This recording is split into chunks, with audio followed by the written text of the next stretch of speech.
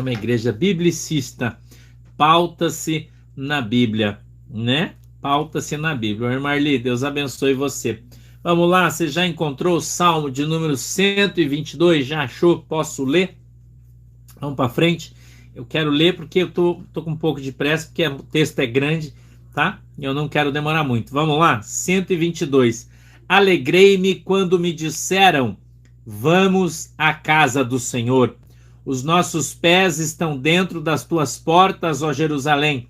Jerusalém está edificada como uma cidade bem sólida, aonde sobem as tribos do Senhor, como testemunho de Israel para darem graças ao nome do Senhor. Pois ali estão os tronos do juízo, os tronos da casa de Davi. Orai pela paz de Jerusalém, prosperarão aqueles que te amam. Haja paz dentro de teus muros e prosperidade dentro dos teus palácios. Por causa dos meus irmãos e amigos direi: haja paz em ti. Por causa da casa do Senhor nosso Deus, buscarei o teu bem. Amém? Feche os olhinhos e que nós vamos orar. Querido e amado Deus, em nome de Jesus, Senhor, eu peço que a tua mão poderosa esteja sobre as nossas vidas e o Senhor possa dar para nós nesta noite o discernimento, o entendimento da tua palavra, para que ele possa, Senhor, descer revelado aos nossos corações, segundo é a vontade e o desejo do teu coração.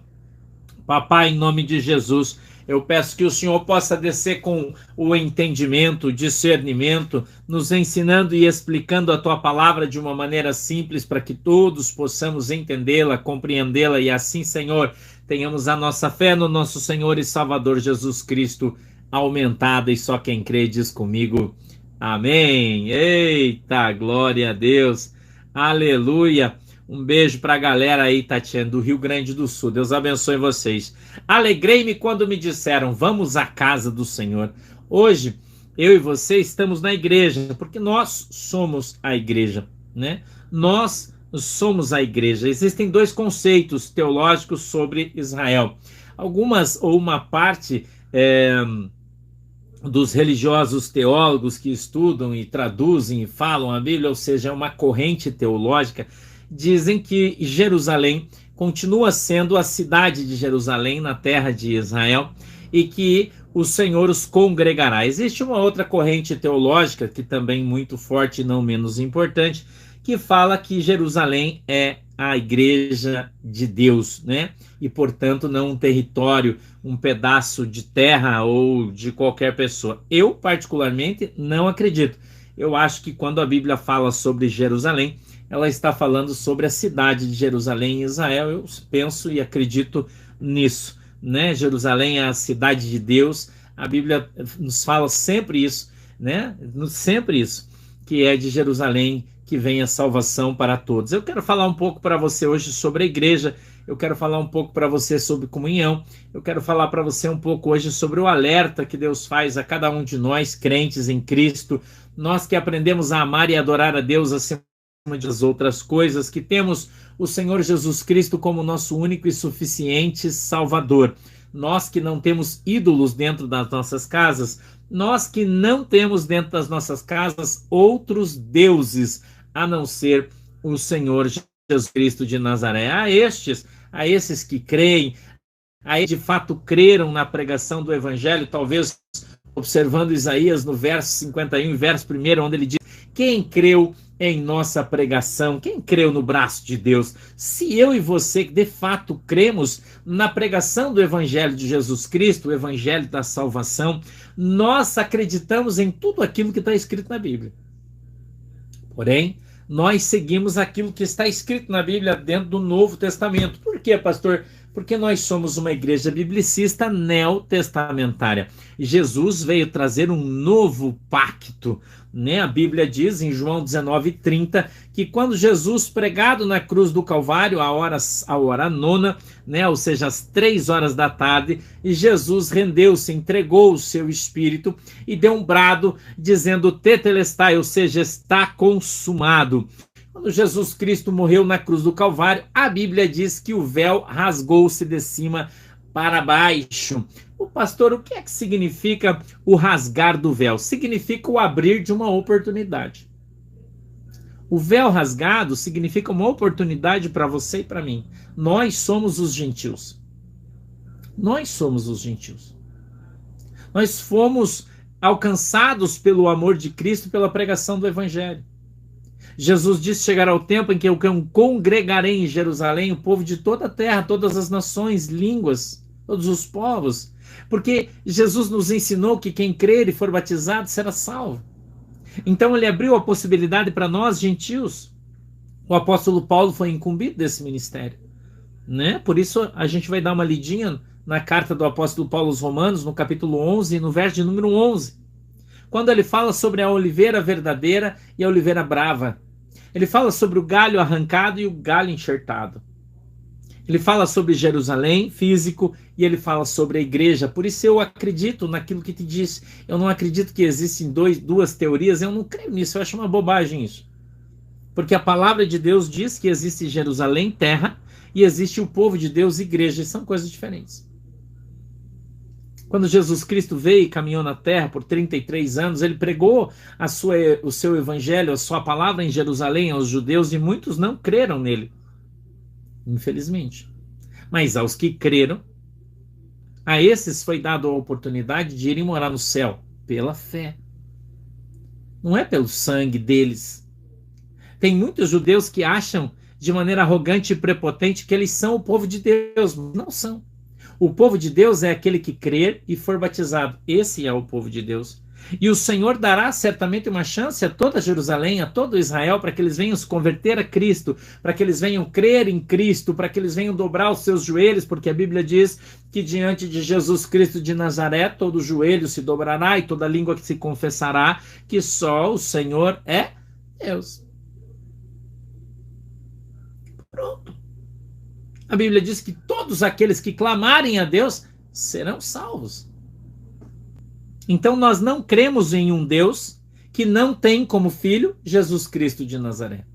Nós cremos em um Deus Pai Todo-Poderoso, nós cremos em um Deus Filho Todo-Poderoso e nós cremos em um Deus Espírito Santo Todo-Poderoso. 3 em 1. Um Deus trino, uma trindade. 3 em 1. Então a Bíblia diz, no mesmo livro aqui em Romanos, que Jesus Cristo está lá no céu, sentado à direita de Deus Pai Todo-Poderoso, intercedendo por mim e por você. E que foi enviado do céu o Espírito Santo de Deus, e ele representa Deus, ele é a boca de Deus, ele é as mãos de Deus, ele é os pés de Deus, ele é o fogo de Deus, ele é o poder de Deus, ele é a glória de Deus, que anda na terra no meio da sua igreja e manifesta o seu poder no seu povo.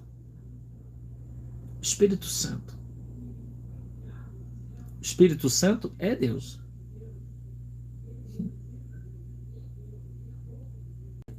Amém? Então, quem representa Jesus Cristo na terra hoje? Quem anda na terra hoje? Quem entra na igreja hoje? Quem usa a tua boca para falar hoje? Quem dá para você os dons hoje? Quem levanta e quem abate? Quem enriquece e quem empobrece? O Espírito Santo de Deus. A Bíblia diz que Deus enviou o seu Espírito a ressuscitar a Jesus Cristo. A Bíblia diz isso. Que quem ressuscitou Jesus Cristo da mansão dos mortos foi o Espírito do Pai. O Espírito Santo de Deus. Jesus, certa feita, terminado sua carreira aqui na terra, a Bíblia diz que ele sobe com seus pés sobre uma nuvem e a nuvem começa a se elevar. E Jesus começa a subir. E os discípulos, então, entristecidos, chorosos, disseram: Senhor, agora vamos ficar só. Ele disse: não. Eis que eu vos envio o meu Espírito, e ele permanecerá convosco até a consumação dos séculos. O Espírito Santo de Deus que está conosco, ele está em nós. A Bíblia diz que eu e você somos a casa de Deus. A casa de Deus. Que o Espírito Santo de Deus, ele mora dentro de mim e dentro de você. Quando nós o temos, claro. Claro. Pastor, mas quando eu recebo o Espírito Santo? Quando você crê no Senhor Jesus Cristo. A Bíblia diz que ninguém fala que Jesus Cristo é o Senhor, senão pelo próprio Espírito Santo de Deus. Então, se você fala, grita, brada, chora, dizendo verdadeiramente Jesus Cristo é o Filho de Deus, aquele que haveria de vir ao mundo, aquele que morreu, foi pregado na cruz do Calvário, morreu, desceu à mansão dos mortos, ressuscitou no terceiro dia e está vivo. Quando você pronuncia isso, quem está falando na tua boca é o Espírito Santo de Deus. Louvado seja o nome do Senhor. Então, todos nós podemos ter dentro de cada um de nós o Espírito Santo de Deus. A Bíblia diz, aqui mesmo, no capítulo 11, que ele intercede por nós. Não, 8, perdão. Romanos 8. Que o Espírito Santo de Deus intercede por nós porque nós não sabemos adequadamente como orar. Então o Espírito Santo nos ajuda a orar. E ele interpreta, a Bíblia diz, até mesmo gemidos inexprimíveis. O que são gemidos inexprimíveis? São aqueles momentos de dor em que você deita no chão com a cara no pó, de joelho, e você não consegue orar, você não consegue falar, você apenas geme. Gemidos inexprimíveis que são como gritos do fundo da alma, e o Espírito Santo ouve, interpreta e os leva diante de Deus. Louvado seja o nome do Senhor. O Espírito Santo de Deus que quer estar com você, mas a Bíblia diz que onde existe sensualidade, o Espírito Santo de Deus não está. Que o mentiroso é filho do diabo. E todos aqueles que se utilizam da mentira não vão entrar no reino dos céus, então. Opa! Nós precisamos começar a vigiar. Nós precisamos começar a agradar o Espírito Santo de Deus, tirando a mentira da nossa boca, tirando a concupiscência dos nossos olhos. Pastor, que palavra estranha é essa, concupiscência? O que significa? É o desejar aquilo que você não tem e não pode ter. Concupiscência dos olhos é o crente olhudo, que quer tudo, que deseja tudo, tudo que o irmão tem ele quer, mas não é dele. Ele quer a mulher do irmão, o carro do irmão, a casa do irmão, a roupa do irmão, ele quer tudo. Isso é concupiscência dos olhos. Existe também a concupiscência do coração. Mas à medida em que eu e você vamos crescendo na graça e no conhecimento, nós vamos aprendendo a nos comportar adequadamente.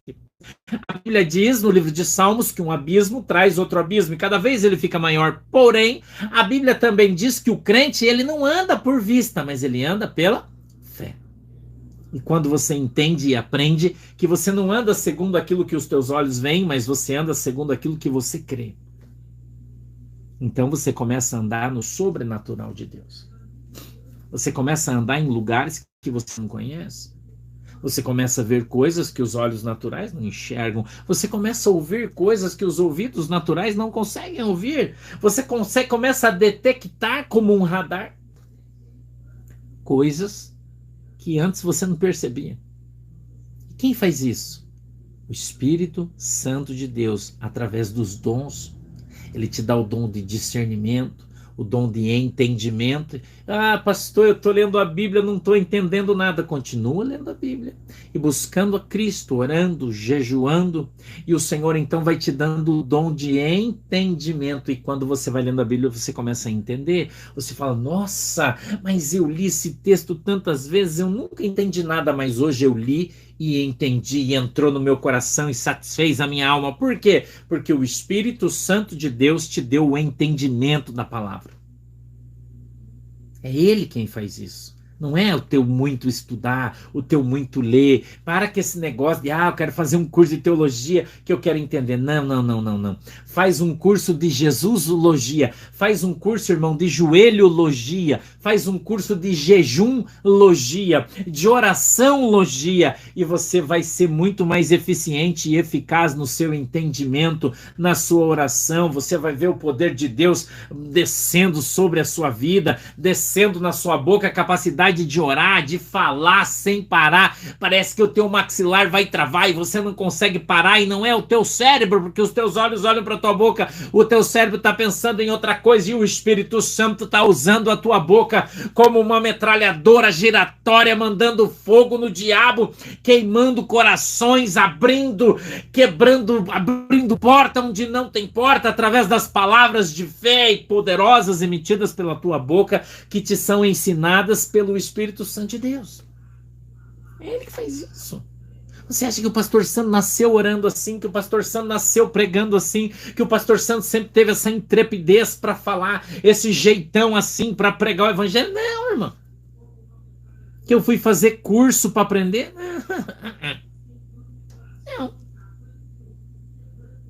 Não.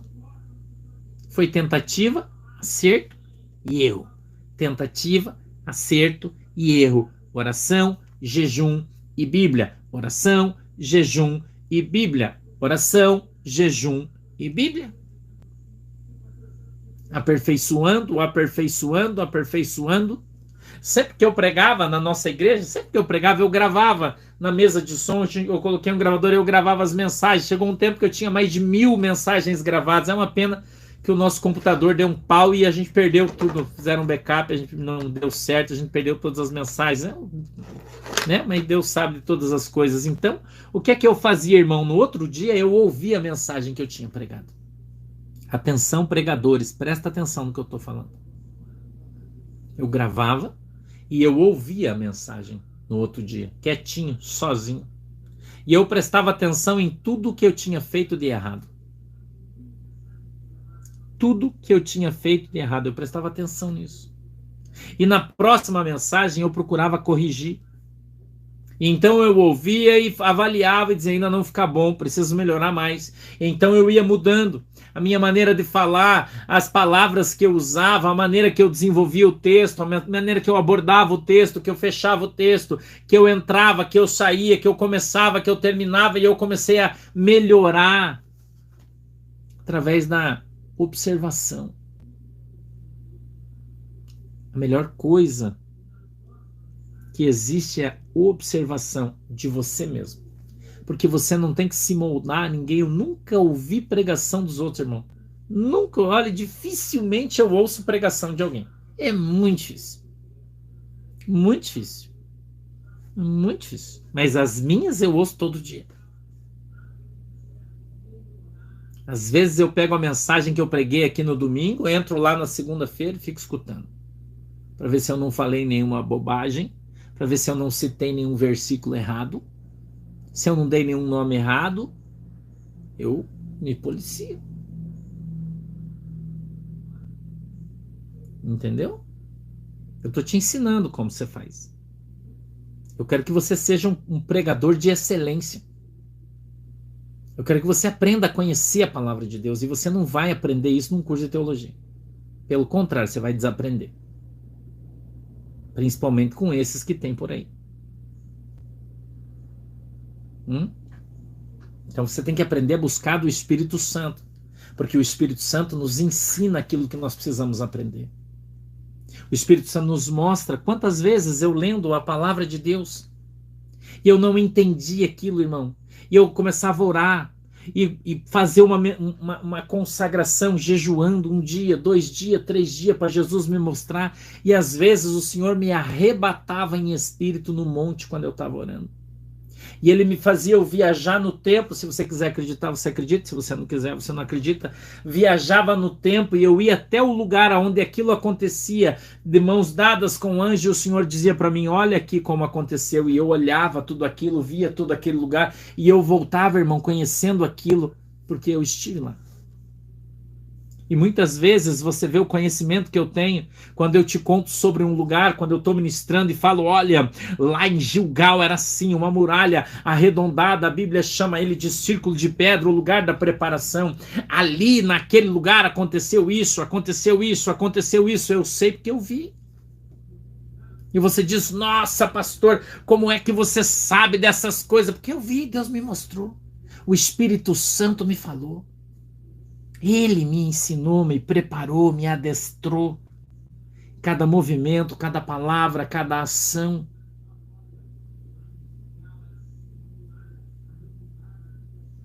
Tudo que eu aprendi, irmão, estudando com outros pastores, e eu estudei muito, já falei isso para você, mais de 20 anos. Não, não deu muito certo, irmão. Porque a maioria das vezes contradizia aquilo que a Bíblia falava. E se tem uma coisa que eu não gosto, é a pessoa dizer assim, ah, pastor, mas você tem que entender o seguinte, eu fui lá, daí eu li, daí o cara está dizendo que essa palavra queria dizer o seguinte, irmão, mas o que Deus está dizendo? Eu não me importo com o que o cara disse, com o que o professor falou, com quem não sei quem leu, porque você está buscando o conhecimento do homem.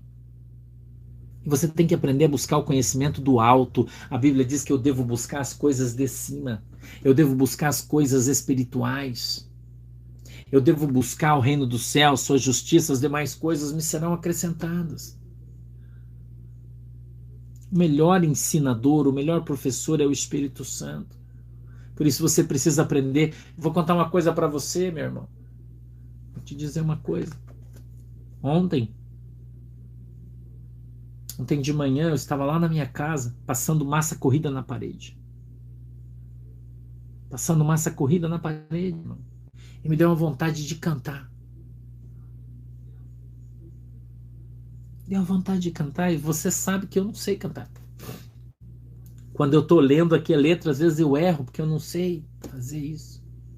Aí me deu uma vontade de começar a cantar. Veio uma alegria no meu coração porque eu estava passando massa corrida na parede da minha casa. Você consegue entender isso? E me deu um calor no meu coração e eu comecei a cantar um hino. Comecei a cantar ele veio na minha mente, irmão, porque eu não lembro de nada. E se eu quiser cantar para você agora, eu não sei porque eu não lembro. Minha memória é muito ruim. E o Espírito Santo então trouxe aquele hino no meu coração e eu comecei a adorar a Deus. E começou a descer algo diferente do céu, algo extraordinário do céu sobre a minha vida, irmão. Eu comecei a chorar ali naquele lugar e quanto mais eu cantava, mais eu chorava e aquilo foi me esquentando, foi me aquecendo e eu senti a presença de Deus, irmão. E daqui a pouco eu escutava todo mundo que estava na nossa casa, ela é bem grande, você sabe, estava uma peça, outra na outra lá fora, e os irmãos começando a dar glória a Deus lá fora e já rajada de línguas, mano, que estava todo mundo por lá, e glória, aleluia, e já todo mundo pulando, e já virou um Pentecoste aquele negócio, irmão, na obra. A presença de Deus, a presença do Espírito Santo de Deus, ele tem que estar dentro do teu coração e aonde você for, ele está com você. Alegrei-me quando me disseram, vamos à casa do Senhor, mas a casa de Deus somos eu e você. Se o Espírito Santo de Deus está em mim, eu sou forte, mesmo fraco. Se o Espírito Santo de Deus está em mim, irmão, eu sou inteligente, mesmo burro. Eu queria que você entendesse isso. Que não somos nós que fazemos, mas é o Espírito Santo de Deus que está em nós. Não sou eu que sou bom, não, eu não sou nada. Quem faz isso é o Espírito Santo de Deus que está em mim, é Ele que faz a obra. É Ele que foi deixado na terra para estar comigo até a consumação dos séculos. Ele é o meu amigo, meu companheiro, meu professor, meu ensinador, meu aconselhador, meu ensinador. A minha agenda, o meu lembrete é o Espírito Santo. É Ele que me fala, é Ele que me lembra, é Ele que me leva e é Ele que me traz, é Ele que me protege, é Ele que me guarda, é Ele que me conta as coisas que vão acontecer. O Espírito Santo. Você quer ser usado por Deus? Quer? Então você tem que deixar Deus usar você. Você tem que parar de querer mandar no Espírito Santo. Porque a Bíblia diz que o Espírito está sujeito ao profeta. E muitos têm usado o Espírito Santo. Usa os dons que Deus lhe deu para benefício. Mas quando você se deixa ser usado pelo Espírito Santo para aquilo que Ele quer, da maneira que Ele quer, então o teu ministério começa a abrir, irmão. As coisas começam a acontecer. Você passa a sentir a presença de Cristo em tudo, todas as coisas. Essa semana eu tive uma experiência muito ruim.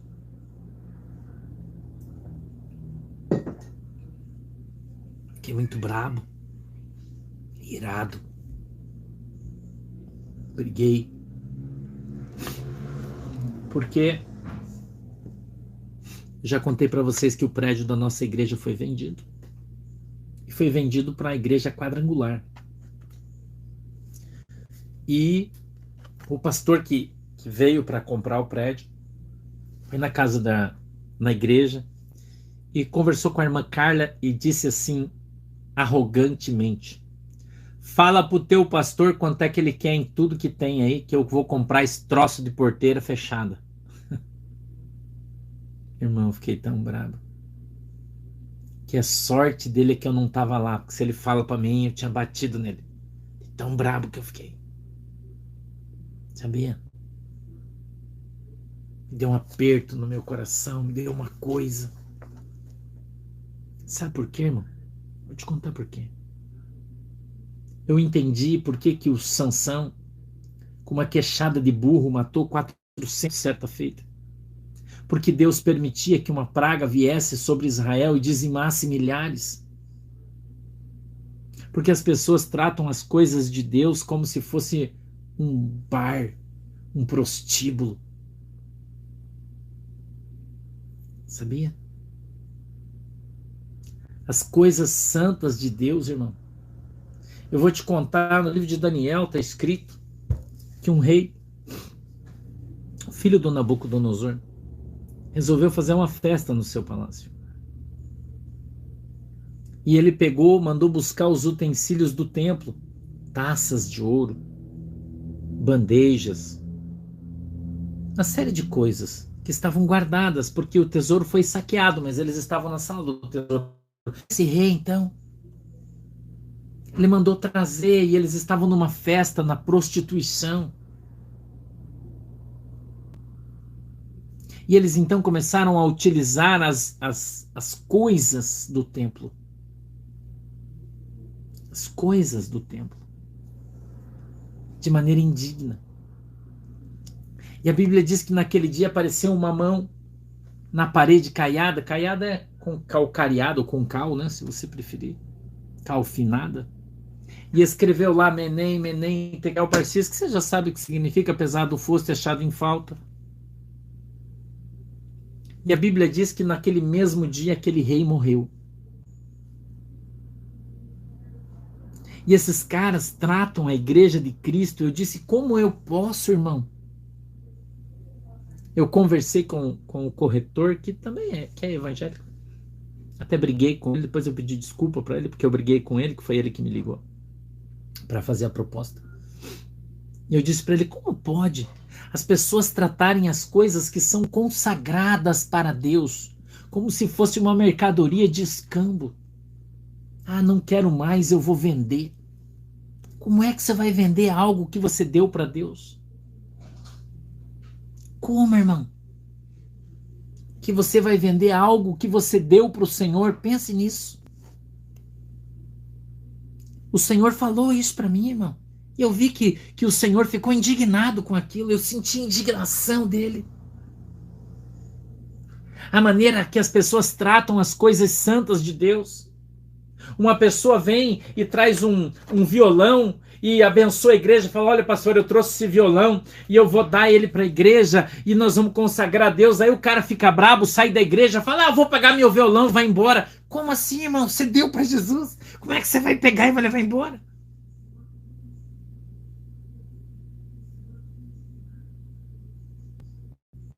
Como? Como, irmão? As pessoas tratam as coisas de Deus dessa maneira.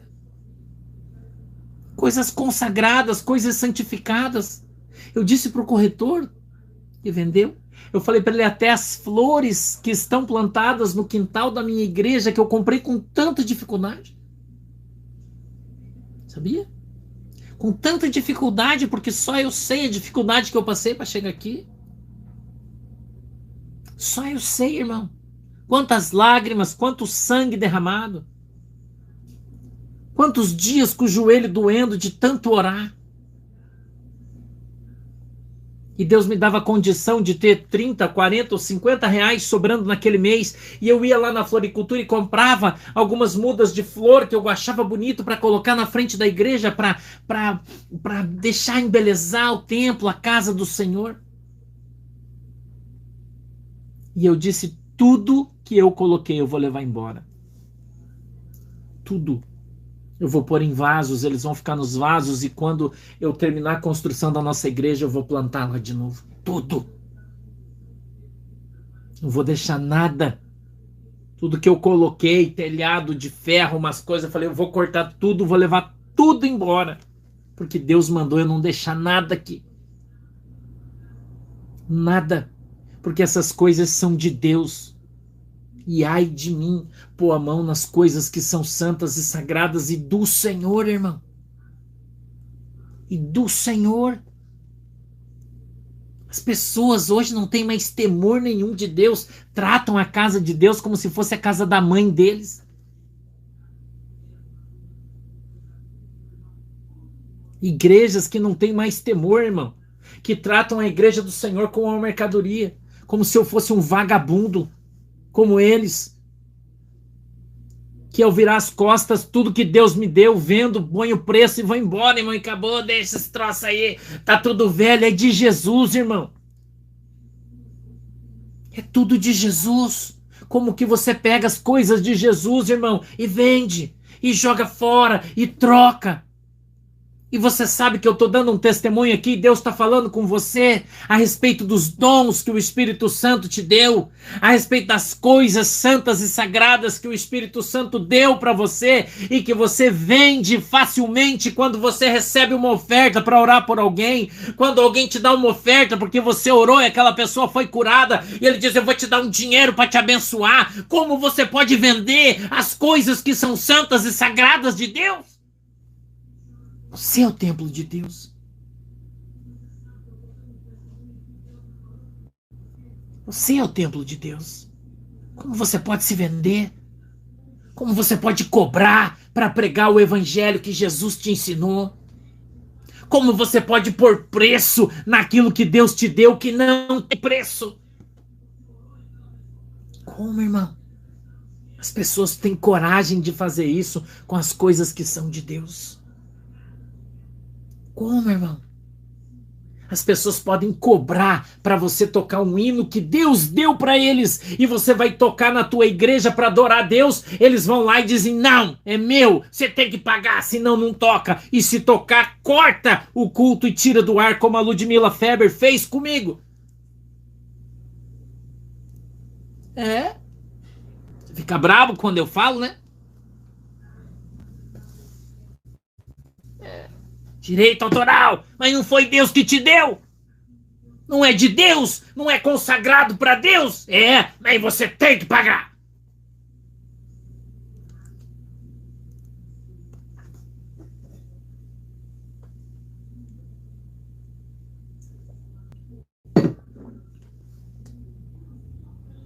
As coisas santas de Deus, elas são de Deus. Elas não são suas. Será que não é suficiente o que Deus dá para mim, o que Deus dá para você? Nós temos que atacar a noiva, tratar a noiva como prostituta, tratar a noiva como as Casas Bahia, porque tudo tem preço. Tudo tem preço. Tudo tem preço. Tratam a noiva do Cordeiro, a igreja do Deus vivo de Israel, como se fosse um boteco. Boteco gospel. tudo tem preço. Quer, tem que pagar. Se não pagar, não. Eu observo a palavra de Deus. Eu quero que você leia comigo a carta do apóstolo Paulo aos Romanos, capítulo 11, verso de número 11, por favor. Abra aí. Quero que você leia. Eu vou esperar para você ler junto comigo. Eu vou esperar, porque eu quero que você leia junto comigo. Carta do apóstolo Paulo aos Romanos, capítulo 11, verso de número 11. Diz assim: digo, pois, porventura tropeçaram para que caíssem? De modo nenhum. Mas, pela sua queda, veio a salvação aos gentios, para os incitar à emulação. E, se sua queda é a riqueza do mundo, e a sua diminuição a riqueza dos gentios, quanto mais a sua plenitude. O apóstolo Paulo falando sobre os judeus e os gentios. Porque convosco falo, gentios, que enquanto for apóstolo dos gentios, glorificarei o meu ministério, para ver se de alguma maneira posso incitar à emulação os da minha carne, judeus, e salvar alguns deles. Porque se a sua rejeição é a reconciliação do mundo, qual será a sua admissão, senão a vida dentre os mortos? 16. E se as primícias são santas, também a massa o é. E se a raiz é santa, também os ramos o são. E se alguns dos ramos foram quebrados, e tu, sendo zambujeiro, foste enxertado em lugar deles, e feito participante da raiz e da seiva da oliveira, não te glorie contra os ramos. E se contra eles te gloriares, não és tu que sustentas a raiz, mas a raiz que sustenta você. Dirás, pois, os ramos foram quebrados. Os ramos é o povo de Israel, que estavam ligados na árvore. Eles foram quebrados e tirados para que eu e você fôssemos enxertados no seu lugar. É isso que o apóstolo Paulo está falando. Dirás, pois, os ramos foram quebrados para que eu fosse enxertado. Está bem. Pela sua incredulidade eles foram quebrados, porque eles não creram em Cristo, eles foram retirados da oliveira verdadeira. E aquela geração se perdeu que não creu em Cristo. É o que a Bíblia está dizendo. E tu estás em pé pela fé. Então, não te ensoberbeças, mas teme. Considera, pois, a bondade e a severidade de Deus, para com os que caíram, severidade, mas para comigo a benignidade de Deus, se permaneceres na sua benignidade. De outra maneira, tu serás cortado. Escute isso aqui, irmão. E também eles, se não permanecerem na incredulidade, serão enxertados, porque poderoso é Deus para os tornar a enxertar. Porque se tu foste cortado do natural zambujeiro e contra a natureza enxertado na boa oliveira, também mais esses que são naturais serão enxertados na sua própria oliveira. A palavra de Deus fala que os judeus, como galhos de uma árvore, Deus é o tronco e os galhos somos nós.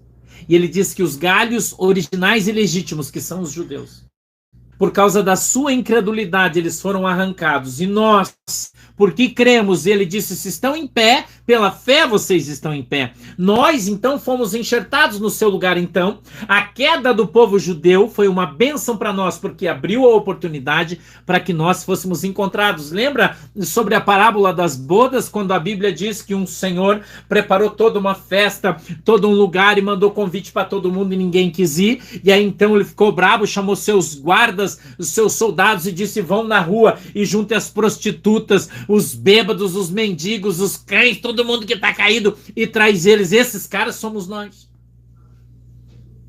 Esses caras somos nós. Eu e você. Eu e você. Deus nos abriu a oportunidade de sermos salvos porque aquele povo para quem ele veio não quis, não o aceitou, não o reconheceu como Cristo como Filho de Deus. Não o aceitaram. Por isso Deus abriu a possibilidade para mim e para você.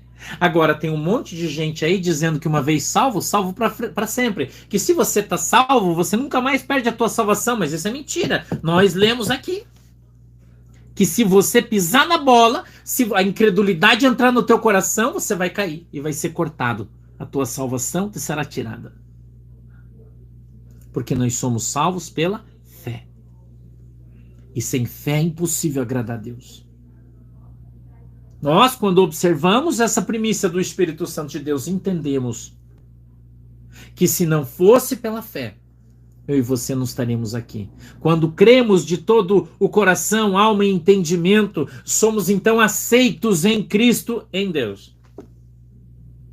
Jesus Cristo é o caminho, a verdade e a vida, e sem ele ninguém irá ao Pai. Então qualquer um que quiser adorar o Pai sem Cristo não vai entrar no reino do céu. A Bíblia é clara a esse respeito. Por isso, quando alguém disser para você, você tem que adorar Alá, você vai dizer não.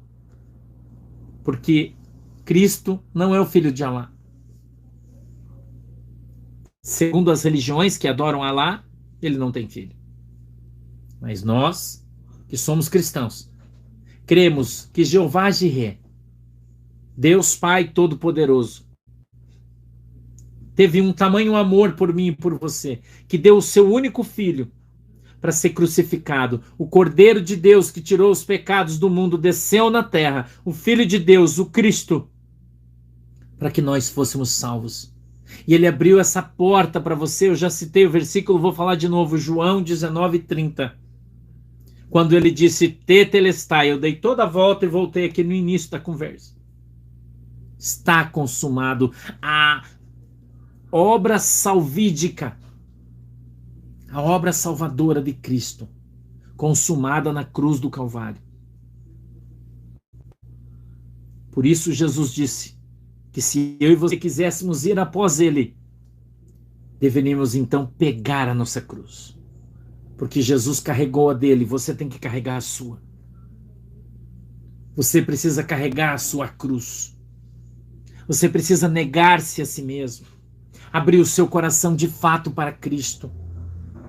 Abrir mão dessas bobagens religiosas que todo mundo coloca como degrau para você ir para o céu, dizendo o que você pode, o que você não pode. Ah, se você fizer isso, vai para o inferno. Se você não fizer isso aqui, você vai para o céu. Irmãos, eu olho para dentro da palavra de Deus e vejo os santos apóstolos de Deus dizendo, olha, existem 3 regras para os crentes cristãos, gentil só.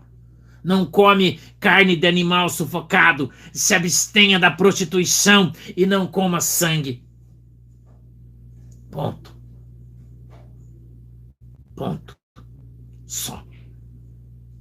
Aí nada. Qualquer outra regra aplicada sobre você não provém de Deus. O evangelho de Cristo é simples, está cheio de gente. Ah, mas aqui está escrito que se você não fizer isso, e isso aqui quer dizer, quando você entra na interpretação do homem, se entra num campo perigoso. Quando você entra na interpretação do homem, e eu já disse para vocês aqui, o meu pastor presidente, quando eu estava na Assembleia de Deus, chamava-se Pimentel de Carvalho, um homem de Deus, irmão. Trouxe as Assembleias de Deus para o Paraná desde 1940, eu acho, ou 50, não sei bem.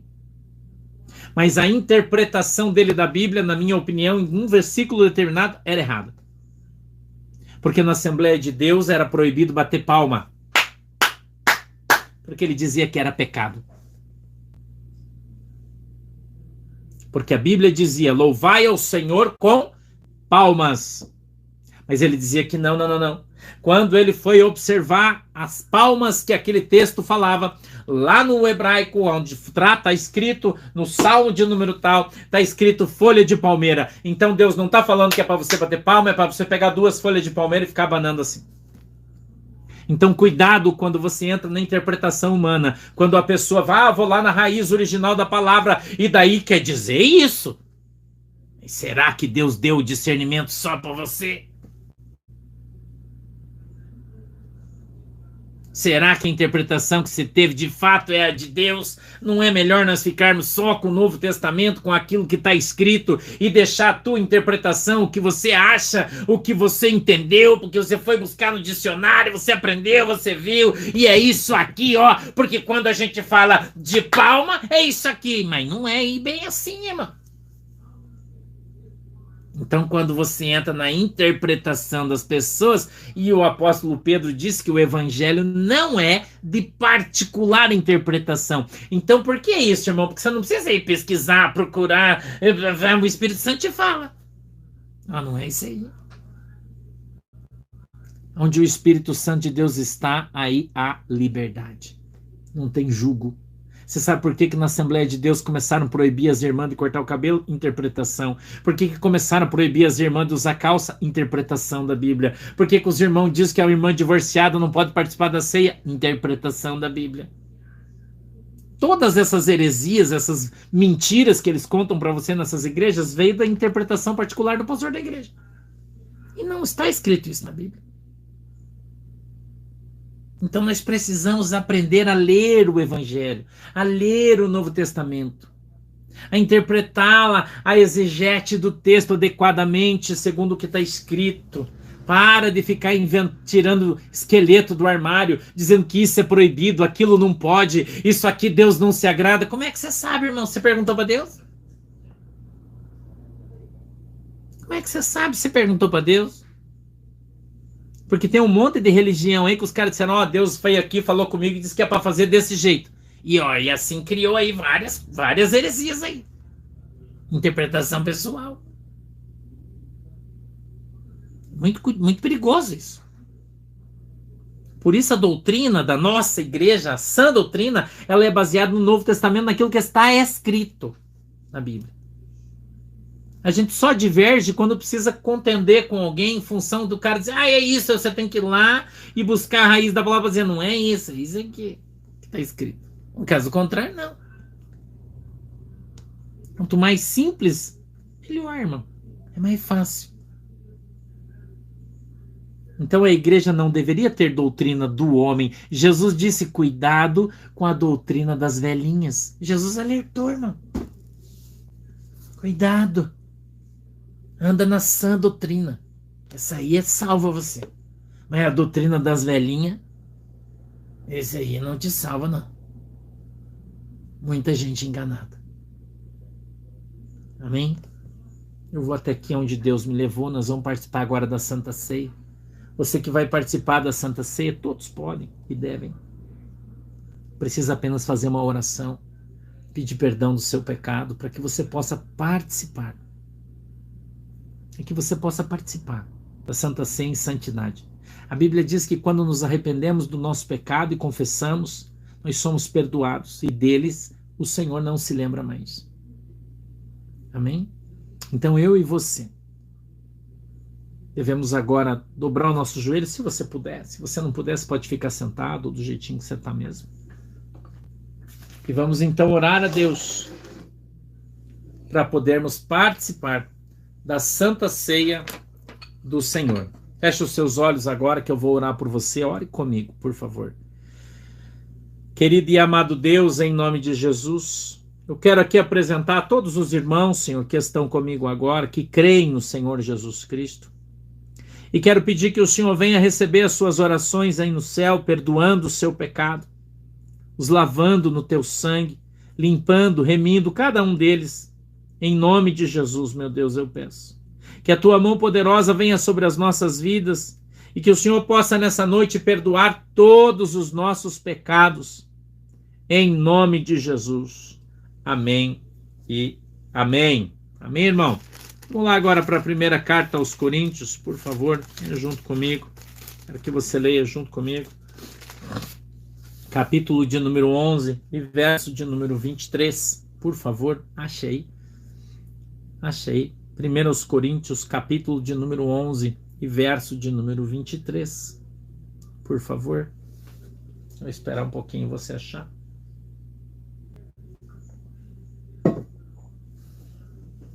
Vamos lá? Segura o pãozinho, a bolachinha torrada que você tem, o alimento que você pegou para simbolizar o corpo de Cristo aí na Santa Ceia. Pega aí na tua mão agora. Porque eu recebi do Senhor o que também vos ensinei, que o Senhor Jesus, na noite em que foi traído, tomou o pão e, tendo dado graças, o partiu e disse: tomai, comei, isto é o meu corpo que é partido por vós, fazei isso em memória de mim. Fecha os olhos. Querido Deus, abençoa, Senhor, esse alimento que está nas mãos do teu povo agora, diante de Deus, em nome de Jesus. Senhor, eu peço que ele venha agora simbolizar a tua carne e que todos que comerem dele, Senhor, passem a ter comunhão contigo e com a tua igreja, em nome de Jesus. Amém. Pode comer todos, por favor.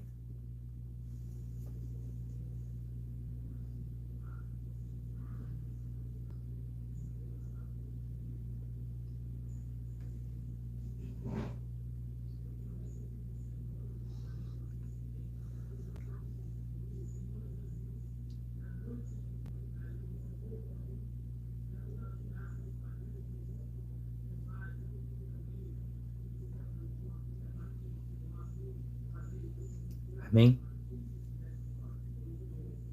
Segure agora a sua tacinha aí, o seu copinho. Aquilo que você tem na sua casa não tem que ser necessariamente suco de uva. Pode ser do que você tiver, café, água, chá, o que você tiver. Porque isso aqui é simbolismo, tá bom? Semelhantemente também, depois de cear, tomou o cálice, dizendo: este cálice é o novo testamento no meu sangue. Fazei isso todas as vezes que beberdes em memória de mim. Porque todas as vezes que comerdes este pão e beberdes este cálice, anunciais a morte do Senhor até que ele venha. Querido e amado Deus, eu quero apresentar esse cálice, cada um deles que está agora com os meus irmãos, aonde quer que eles estejam, diante do Senhor. Eu peço que o Senhor coloque, Senhor, uma gotinha do teu sangue em cada um destes, para que ele venha agora simbolizar de fato o teu sangue. E quando nós bebermos dele, passemos a ter plena comunhão contigo, com a tua igreja, em nome de Jesus, para que sejamos curados e tenhamos a oportunidade de sermos salvos diante de Deus, e em nome de Jesus. Diga comigo, amém. Agora beba, por favor. Glória a Deus. Amém, irmão. Amém, irmã. Deus abençoe vocês. Não esqueçam que amanhã, né? Amanhã, às 14 horas, a gente está de volta. Tá legal? Então não esqueçam que o nosso batismo está adiado. Por enquanto, não tem data definida próxima ainda, tá? Por enquanto está adiado, não tem data definida. Vamos esperar e ver o que vai acontecer. Tá legal? Vamos orar então, agradecer a Deus. Querido Deus, em nome de Jesus, eu quero te agradecer pela oportunidade que nos deu nessa noite de estarmos na tua presença. Eu peço, Deus, que o Senhor abençoe a minha igreja, os meus amigos, os meus irmãos, os nossos seguidores, todos aqueles que estão conosco no culto, que a tua mão esteja sobre a vida de cada um deles, em nome de Jesus Cristo, Senhor. Eu peço, papai, na autoridade, no poder do teu santo nome, que o Senhor possa nos guardar debaixo do teu sangue, nos livrando de todo mal, em nome de Jesus. Abençoa, Senhor, a nossa casa, abençoa, Senhor, a nossa família, abençoa-nos, Senhor, a cada um de nós com a tua presença, Pai. Eu peço que o Senhor abençoe a água que os irmãos têm colocado diante do Senhor, para que quando eles beberem sejam alcançados pela sua fé, na autoridade e poder do nome de Jesus. Que o grande amor de Deus, a graça do nosso Senhor e Salvador Jesus Cristo e as mais doces consolações do Espírito Santo de Deus seja com cada um de nós, agora e sempre. Todos dizem amém. Deus abençoe vocês. Até amanhã, se Jesus não voltar. Se ele voltar, a gente se vê no céu. Tchau, galera. Deus abençoe vocês. Tchau, galera. Deus abençoe. Tchau, galera. Deus abençoe.